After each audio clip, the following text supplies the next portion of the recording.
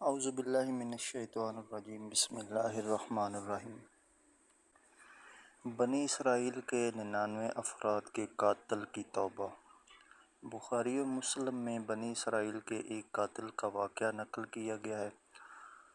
حضور اکرم صلی اللہ تعالیٰ علیہ وآلہ وسلم نے اللہ کے یہاں توبہ کی قبولیت سے متعلق صحابہ کرام رضوان اللہ علیہم اجمعین کے سامنے بنی اسرائیل کے ایک قاتل کا نہایت خوبصورت اور ایمان افروز واقعہ بیان فرمایا کہ بنی اسرائیل میں ایک شخص چوری، ڈکیتی اور قتل میں بہت مشہور تھا اور نہایت معمولی سی بات پر کسی کو قتل کر دیتا تھا۔ ہوتے ہوتے اس کے ہاتھ سے 99 افراد کا قتل ہو چکا۔ اس کے بعد اس کے دل میں احساس پیدا ہوا کہ مجھے بھی تو اللہ کے یہاں جانا ہے۔ چنانچہ یہ فکر بڑھتا رہا اور لوگوں سے معلومات کرتے کرتے سرگرداں پھرنے لگا کہ کیا میری توبہ قبول ہو سکتی ہے یا نہیں۔ کسی عالم شخص سے ملاقات کی فکر ہوئی کہ معلوم کیا جائے کہ ایسے شخص کی توبہ قبول ہو سکتی ہے یا نہیں۔ لوگوں نے ایک عابد شخص کے پاس جانے کا مشورہ دیا۔ اس شخص نے اس کے پاس جا کر مسئلہ معلوم کیا، کیا میری توبہ قبول ہو سکتی ہے اور کیا میری مغفرت ہو سکتی ہے جبکہ میں نے 99 انسانوں کی جان مار دی ہے۔ تو اس عابد کو مسئلہ معلوم نہیں تھا، تو اس نے اپنی عقل سے قیاس آرائی کی کہ جو آدمی 99 انسانوں کی جان مار سکتا ہے اس کی مغفرت کہاں ہوگی۔ چنانچہ اس نے کہہ دیا کہ تیری توبہ قبول نہیں ہوگی۔ تو اس نے غصہ اور جلال میں آ کر اس کو بھی قتل کر کے 100 پورے کر دیے کہ جب میری توبہ قبول نہیں ہوتی ہے تو لاؤ تجھے بھی ختم کر کے 100 پورے کر دیتا ہوں۔ چنانچہ اس نے 100 پورے کر دیے، مگر اس کے دل میں تردد باقی رہا کہ میری مغفرت کی کوئی شکل ضرور ہوگی۔ اس لیے اس نے لوگوں سے پھر معلومات کا سلسلہ جاری کر دیا کہ روئے زمین میں سب سے بڑا عالم کون ہے، اس سے جا کر معلوم کروں گا، وہی صحیح مسئلہ بتا سکتا ہے۔ آخر لوگوں نے اس کو بتلایا کہ فلاں جگہ ایک عالم رہتا ہے، اس سے جا کے معلوم کرو۔ چنانچہ اس نے اس عالم صاحب کے پاس جا کر اپنی زندگی کی کارگزاری سنائی اور 100 آدمیوں کو کس طرح قتل کیا ہے سارا کارنامہ سنا کر معلوم کیا کہ اب بتلائیے کہ میری توبہ قبول ہو سکتی ہے یا نہیں۔ کیا اللہ کے یہاں مجھ جیسے گناہ گار کے لیے بھی مغفرت کا کوئی خانہ ہے؟ تو اس عالم صاحب کو چونکہ علم تھا تو اس نے بتلایا کہ تیرے گناہ معاف کرنے میں اللہ کے یہاں کیا رکاوٹ ہے۔ اللہ کی رحمت کا سمندر تجھ جیسے گناہ گاروں کے گناہوں سے بہت بڑا اور وسیع ہے۔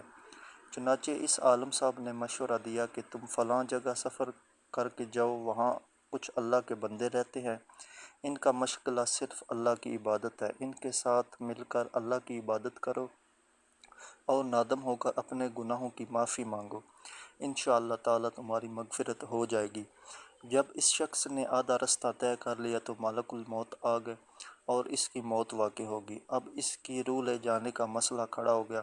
آسمانوں سے رحمت کے فرشتے بھی آئے اور عذاب کے فرشتے بھی۔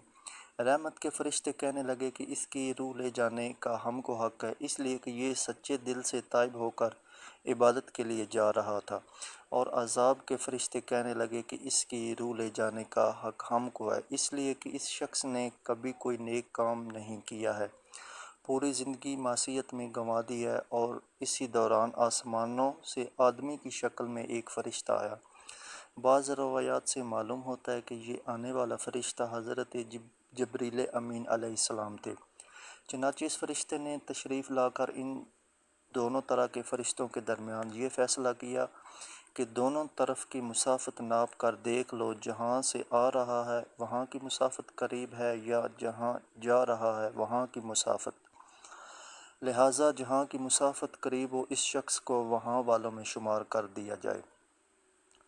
چنانچہ دونوں طرف کی زمین ناپ کر دیکھی گئی تو جہاں جا رہا تھا وہاں کی مسافت جہاں سے آ رہا تھا اس کے مقابل میں صرف ایک بالشت قریب ہے۔ چنانچہ فیصلہ ہوا کہ مقام معصیت سے مقام عبادت صرف ایک بالشت قریب ہے، اس لیے رحمت کے فرشتوں کو اس کی روح لے جانے کا حق ہوگا۔ چنانچہ اللہ تعالیٰ کی طرف سے اس کی مغفرت کا اعلان ہو گیا۔ ایک روایت میں آتا ہے قتادہ رضی اللہ تعالیٰ عنہ فرماتے ہیں، حسن نے فرمایا کہ ہم سے یہ ذکر کیا گیا ہے کہ اس شخص کے پاس جب ملک الموت آیا تو وہ شخص سینے کے بل اس سرزمین کی طرف گھسیٹتا گیا۔ حدیث قدسی میں آتا ہے کہ میں اپنے بندے کے ساتھ اس کے گمان کے مطابق ہوتا ہوں اور وہ مجھے جہاں بھی یاد کرے میں اس کے ساتھ ہوں۔